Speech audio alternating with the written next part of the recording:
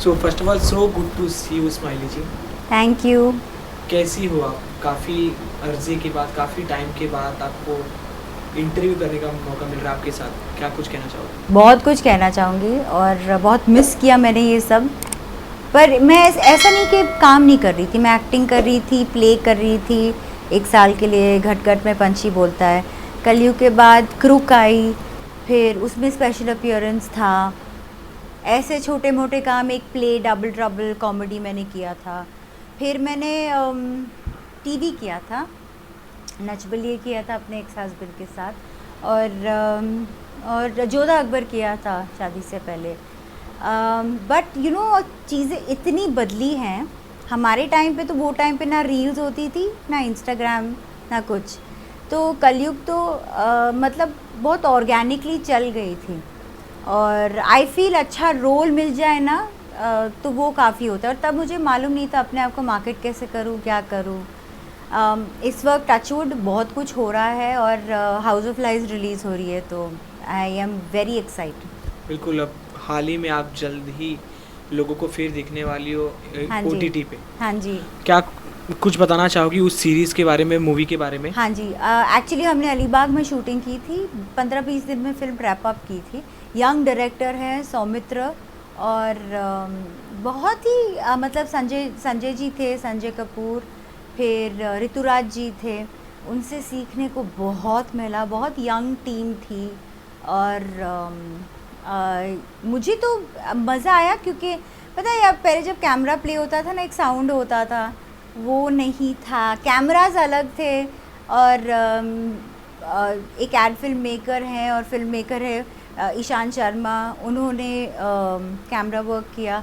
तो बहुत मज़ा आता था देखने को कि इतना नया सब हो गया है ना। अभी एक्टिंग बहुत नॉर्मल है, जैसे बहुत हम जब काम करते हैं तो एक्टिंग नहीं कर रहे हम लोग, मतलब बहुत नॉर्मल हो गया, जैसे आप और मैं अभी बात कर रहे हैं, उस तरह से चीज़ें होती थी। तो बहुत अच्छा लगा। तो आपका क्या कहना है इस पे कि कहीं ना कहीं ये ओटीटी की वजह से हुआ? हाँ जी, ये OTT की का वरदान है। And I feel OTT is the next biggest thing. और अगर आप सबको देखते हो, राधिका आप्टे और इन सब को, नेटफ्लिक्स देखते हो, आप प्राइम देखते हो, तो आप जो मुद्दे उठाए जा रहे हैं वो बहुत नॉर्मल है। और जो जो टॉपिक्स हैं बहुत इंटरेस्टिंग हैं। हम उन चीज़ों के साथ खेल सकते हैं जो आई थिंक सिनेमा बहुत चेंज हुआ है, जो पहले नहीं कर सकते थे। कुछ ऐसे मुद्दे भी उठा सकते हैं जो पहले नहीं उठाए जा सकते थे। हाउस ऑफ लाइस, इसके बारे में किस तरह का कॉन्सेप्ट है ये? बस ये एक रात की कहानी है। ऋतुराज जी जैसे आप देखते हैं, उनका मर्डर हो जाता है, और फिर संजय कपूर जी और उनकी टीम आती है घर के सब सदस्यों को इंटरव्यू करके पता करने के लिए कि किसने मर्डर किया। और बिटकॉइन का जो कॉन्सेप्ट है वो भी यूज़ हुआ है कि पैसे कैसे गायब होते हैं। तो बस एक रात की कहानी है, सिंपल सी, और पता चलता है कि क्या होता है। संजय जी की वाइफ का किरदार निभा रही हो आप? नहीं, मैं संजय जी की वाइफ नहीं, ऋतुराज जी की छोटी वाइफ। ओके। जो उनकी 2 वाइफ्स हैं और मैं दूसरी वाइफ हूँ। और एक्चुअली मेरे उनके सीन्स बहुत कम थे, क्योंकि उनके सोलो सीन्स बहुत थे, हाँ, संजय जी के साथ। और हर सीन में बिगनिंग से सब किरदार थे, क्योंकि सबका इन्वेस्टिगेशन हो रहा है ना, सब एक रूम में हैं, तो उस तरीके का था। क्या इंटरेस्टिंग मोमेंट था सेट पे जो आप दर्शकों को बताना चाहोगे, कोई भी? भाई सबसे इंटरेस्टिंग मोमेंट तो हमारा कोविड था। और अलीबाग की जो पंचायत है वो इतनी पर्टिकुलर है, वहाँ इतना पीस है। हर 4 दिन में पंचायत पहुँच जाती थी सेट पे देखने के लिए प्रोटोकॉल फॉलो हो रहा है या नहीं। हमारे टेस्ट होते थे हर 5 दिन में, तो बहुत सेफ्टी था सबको। एक मिनी वेकेशन था, जैसे सब हम सोशल डिस्टेंसिंग के वजह से अलग अलग विलाज में ठहरे थे। प्रोड्यूसर मिस्टर अजय गुप्ता और जो काली मूवीज़ हैं उन्होंने हमारा बहुत ध्यान रखा। हम सबको अलग अलग गाड़ियाँ मिलती थी।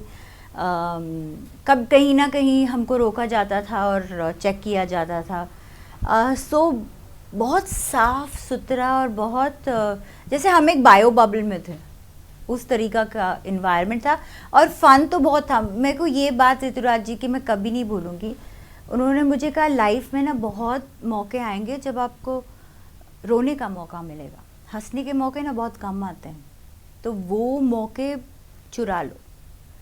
और जैसे कभी कभी मैं अपने रूम में ही बैठे रहती थी तो वो आके मुझे बुलाते थे, बोलो चल बेटा चलो सबके साथ एंजॉय करो, क्यों तुम अकेली बैठी। मैं बोलती थी कल सुबह जल्दी उठना है, तो बोलते थे तो आज तो जी लो। बिल्कुल। जब भी कोई ओटीटी पे सीरीज या मूवी आती है तो लोग काफ़ी ज़्यादा एक्साइटेड हो जाते हैं। हाँ, तो इसमें कुछ ऐसी अलग चीज़ जो अदर ओटीटी की सीरीज और मूवी में नहीं देखने को मिलेगी?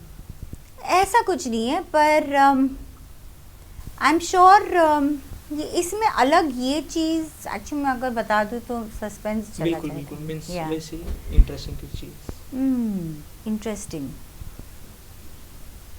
हम लोग दिन भर बहुत मेहनत करते थे और रात को ऑफ कोर्स मिल के मस्ती करते थे, और दिन की सबकी मतलब जिसके साथ क्या हुआ वो Soumitra is very good sense of humour. वो जितने सीरियस है ना, वो जितनी सीरियस तरीके से सीन शूट करते थे, रात को वो सबका मजाक उड़ाते थे। इट्स सो फनी कि उनको सब पता था कि किस रूम में क्या चल रहा है, कौन क्या बोल रहा है। और ऐसे बहुत किस्से थे जब किसी का माइक ऑन था तो चीज़ें सुनाई दी और उस पर बहुत हंसी और बहुत हमने बहुत खुशियाँ मनाई। जैसे एक लॉकडाउन के बाद जो हम 15 दिन शूट के लिए गए तो खुशी का माहौल था। और लोगों को, मुझे आई टेल यू व्हाट मुझे क्या हुआ था, क्योंकि मैं लॉकडाउन में अकेली थी। जब मैं शूट पे गई ना, एक तो हेयर के लिए कोई आते हैं हेयर ड्रेसर साहब, फिर मेकअप के लिए आते हैं, तो मुझे ना थोड़ा डर लग रहा था कि जब कोई इतने पास है, लेकिन सबके टेस्ट हुए हुए थे, सब मास्क में थे। लेकिन सडनली आप जब एक एनवायरनमेंट में घुसते हो, जो अकेले रहने के बाद ना एक मुझे घबराहट सी हुई थी, I be honest. But I think सबको हुआ था और सबने मुझे देखा और सबने कहा रिलैक्स, ये सोशल डिस्टेंसिंग की वजह से आप फील कर रहे हो, क्योंकि अब यहाँ पे कोई है। तो और हम संजय सर भी बहुत ख्याल रखते थे कि रूम में 5-6 से ज़्यादा लोग ना हो। ओटीटी की बात करें, जिस तरह से ओटीटी ने ओवरटेक किया है हाँ जी। बड़े पर्दे को, उस पे आपका क्या कहना है? बस ये हमेशा होना ही था। लोगों का मेन ये भी मानना है कि 10 सेकेंड स्किप करने का होता है और फिल्मों में नहीं, पूरा 3 घंटे बैठने पड़ते हैं।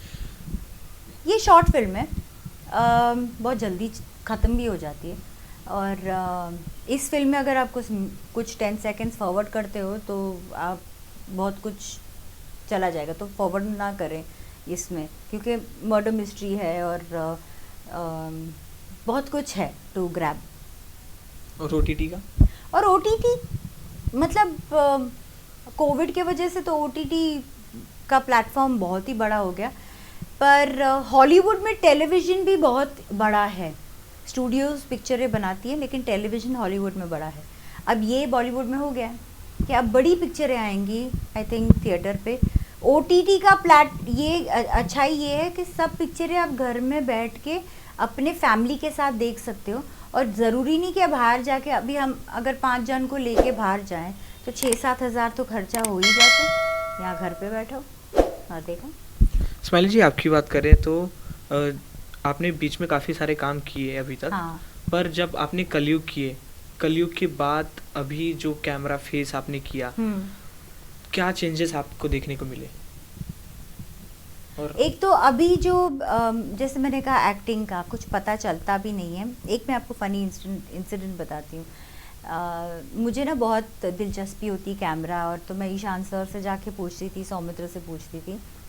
एक दिन कुछ बात हो रही थी, पैंथर आएगा, पैंथर आने वाला है और पैंथर से मैं ऐसे शूट करूँगा, ऐसे पैंथर आ जाएगा तो सब ठीक हो जाएंगे, सबका हो जाएगा। तो मैं खाली सुन रही थी, तो मैंने एक्चुअली सोचा कि कोई पैंथर आ रहा है, मतलब अलीबाग में है, जंगल में, क्या पता सांप पैंथर सब आ जाएगा। मैंने कहा क्या बात है, पिक्चर में पैंथर है, क्या बात है? तो मैंने कहा मुझे पैंथर के साथ फ़ोटो खींचने के, तो मैंने डायरेक्टर को बोल दिया कि पैंथर कब आ रहा है, मुझे पैंथर के साथ फ़ोटो लेना। तो तो ये जोक था सौमित्र और ईशान सर के बीच में कि स्माइली के लिए पैंथर आ रहा है, हाँ पैंथर आ रहा है तो वो फोटो खींचेगी पैंथर के साथ, सब लोग पहले स्माइली खींचेगी, फिर पता चला पैंथर एक कैमरा है जो यू नो मतलब मूव करता है, उसकी मूवमेंट या उसकी जिस तरह एक पैंथर मूव करता है उस तरह मूव करता है, तो काफ़ी कुछ काम 2 शॉट में ख़त्म हो सकते हैं। जब भी कोई स्क्रिप्ट आपके पास आती है, कोई भी प्रोजेक्ट आपके पास आता है, तो फिर आप अपने मन में क्या प्रिपेयर करती हो? आप अपने मैं आप अपना कैरेक्टर, बस मेरे को लगता है कि एक एक्टर के हाथ में बहुत कम एक्शन और कट के बीच में आपका काम है, आप सिर्फ अपने किरदार, अपने लाइंस लर्न करें, बाकी सब डायरेक्टर, कॉस्ट्यूम, मेकअप, हेयर आपको बना देता है। ये हम बात करें जब आप कोई प्रोजेक्ट करती हो, हाँ जी। उसके बाद आप कुछ समय का ब्रेक लोगी या कुछ भी करोगे, उसके बाद जब नेक्स्ट प्रोजेक्ट मिलने वाला है, उसके बीच का जो गैप होता है, उस वक्त ऑडियंस जानना चाहेगी कि आप क्या करती हो, आप क्या सोचती हो? फर्स्ट तो मैं सोचती नहीं हूँ, मैं अपने क्लासेस चलाती हूँ, I teach dancing, pole dancing. I also मैं आई होप अभी कोई गैप नहीं आए, बट अगर आता है तो मैं अपने आप पे काम करती हूँ। लाइफ में बहुत उतार चढ़ाव हुए हैं, तो उस पे मैंने बहुत मतलब टाइम निकाल दिया है, पर ठीक है, देर आए दुरुस्त आए, अपना टाइम शायद अभी आएगा।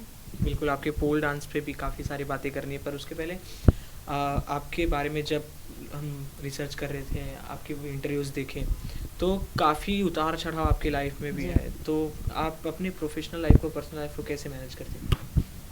बहुत मुझे लगता है बहुत मुश्किल होता है, और मुझे तो बहुत धक्के मिले हैं, बट आई थिंक इस वक्त अपने आप को संभालना, प्रोफेशनल छोड़ो, पर्सनल छोड़ो, बस अपने आप को संभालना, स्थिर होना, जैसे I been through phases of depression, और बस अपना साथ देना बहुत ज़रूरी होता है। और एक फेम मिलने के बाद अपनी पर्सनल लाइफ कहीं ना कहीं उतनी पर्सनल नहीं रह जाती जब ऑडियंस जी। के सामने आप आ जाते हो, जी। तो ऑडियंस की तरफ से किस तरह का रिस्पॉन्स आता था ये सब होने के बाद?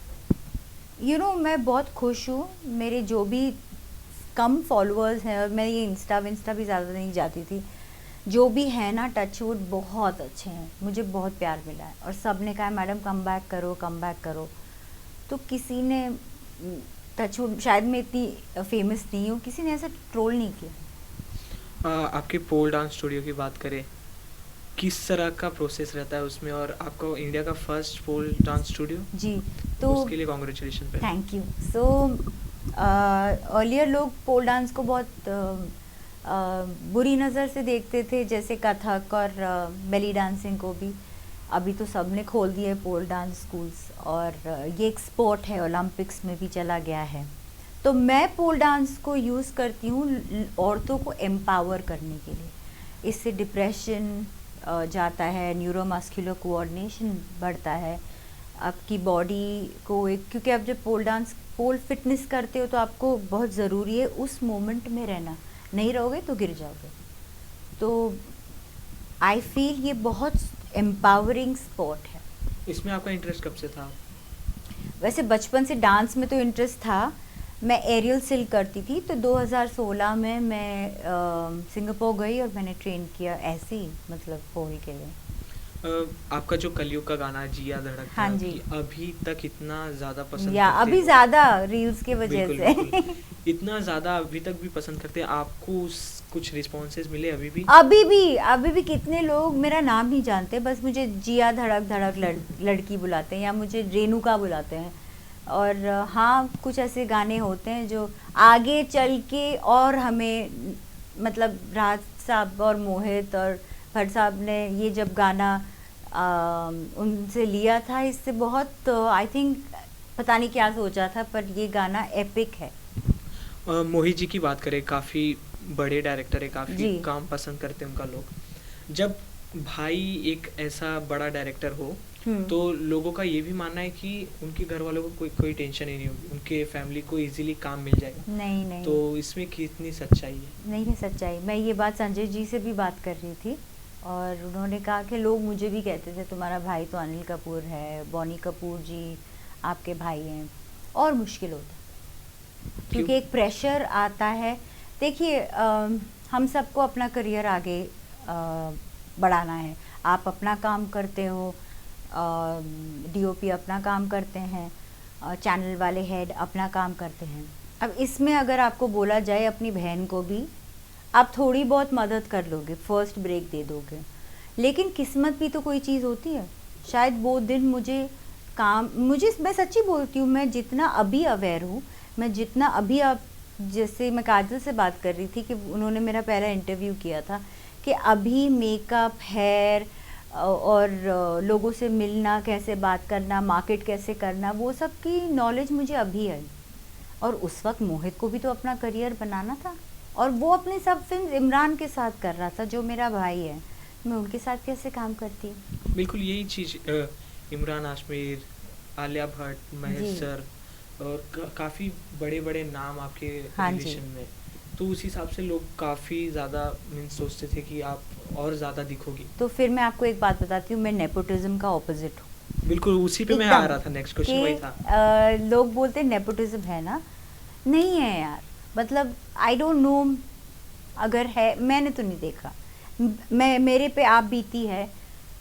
ज़रूरी नहीं है कि अगर आपके, और मैंने संजय जी से भी ये मैं बात कर रही थी, बॉबी डियोल को आप देख लो, उन्होंने खुद अपना आज वो आश्रम जो सीरीज़ था जो MX प्लेयर पे आया था, कितना बड़ा हो गया, अब जाके उनकी ज़िंदगी शुरू हुई है एज एन एक्टर।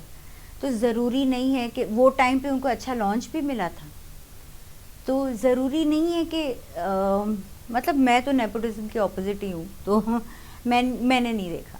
जो पिछले कुछ साल से नेपोटिज्म काफ़ी ज़्यादा बढ़ गया है, मीन्स उसके बारे में बातचीत काफ़ी ज़्यादा बढ़ गई है, हाँ लोग जी। ज़्यादा उस पर फोकस करने लगे कि नेपोटिज्म इंडस्ट्री में काफ़ी ज़्यादा है। आप उस चीज़ को किस तरह से देखते हैं? देखिए मैं तो नेपोटिज्म की ऑपोजिट की एग्जांपल हूँ कि एक फैमिली में रह के, इतनी दिग्गज फैमिली में रह के, मुझे तो किसी ने ऐसा पुश नहीं किया। हाँ, मोहित ने किया था पहली फिल्म में, क्रुक में भी थी, आशिकी में मैंने पोस्टर में थी।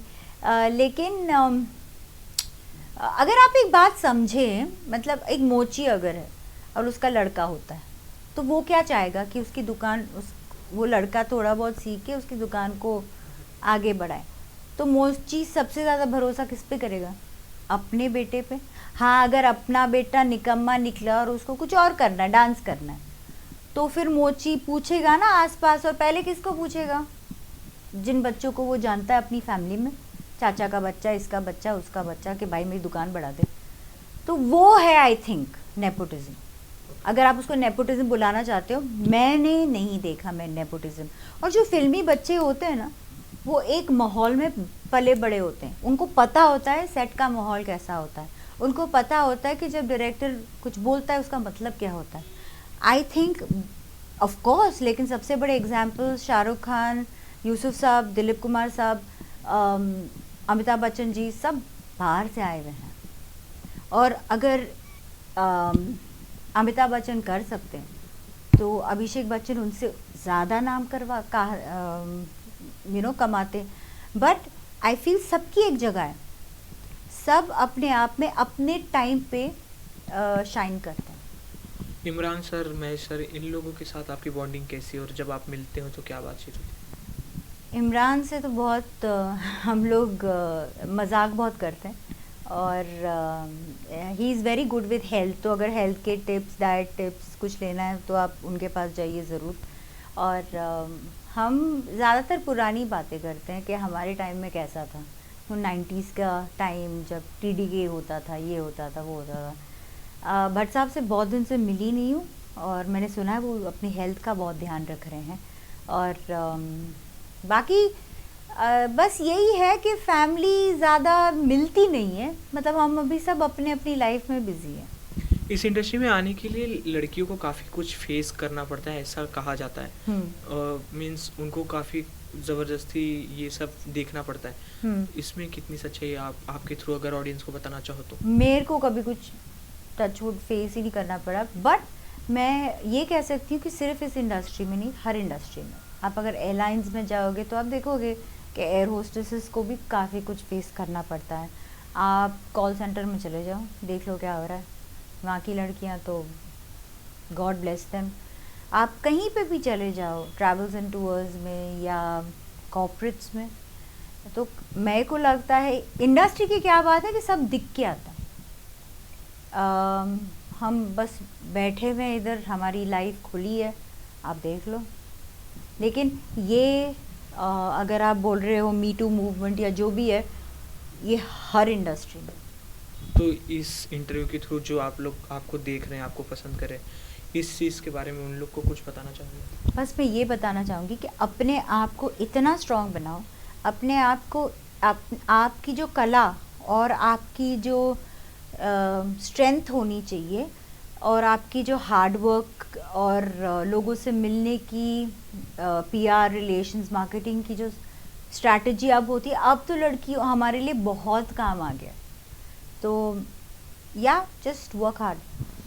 आपकी वो आशिकी वाले पोस्टर का कोई किस्सा बताना चाहोगे, क्योंकि आप उसमें आई थिंक मोहित ने एक टैलेंट राउंड अनाउंस किया था, तो लड़की लड़का तो थे नहीं कुछ, तो उन्होंने कहा था चलो पोस्टर शूट कर लेते हैं। तो मुझे बुलाया, स्माइली आ जाओ, एक पोस्टर शूट करना है। एक लड़के को बुलाया और शूट कर लिया, तो बस वही था। लास्टली अपने फिल्म के बारे में ऑडियंस को क्या कहना चाहोगी? बस यही कहना चाहूँगी कि Z5 पे 31st हाउस ऑफ लाइज आ रही है, छोटी फिल्म है। बस मैं कम बैक कर रही हूँ, संजय जी हैं, ऋतुराज जी हैं, आप ज़रूर देखिए आप। और इतनी कुछ मतलब हम ये नहीं कह रहे कि हमने बहुत बड़ी फिल्म बनाई है, बस ये है कि एंटरटेनिंग है। और आई एम श्योर कि कोई पार्ट ऐसा नहीं होगा जहाँ आपको फॉरवर्ड करना पड़ेगा। आगे कहाँ देखेंगे आपको? कुछ OTT, anything in pipeline? OTT. I would like to do a lot of work on OTT. Thank you so much. Thank you.